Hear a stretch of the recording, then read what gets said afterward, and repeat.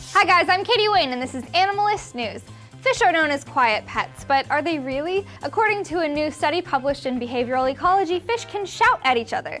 Scientists studied a group of blacktail shiners who were placed in tanks with underwater speakers. They broadcasted white noise, which was turned up or down periodically to see how fish react to sounds. Although females don't make sounds, males have growls, which they use when courting females, and knocks that intimidate other males during a fight. When the volume of the white noise was turned up, male blacktail shiners raised their speaking voice in order to be heard. This is the first time that fish have ever been recorded shouting.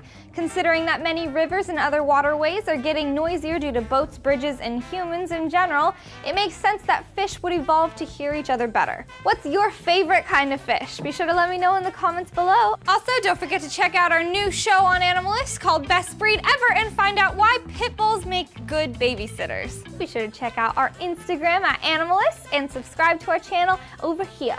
I love you all, and I'll see you next time. Bye. Mwah.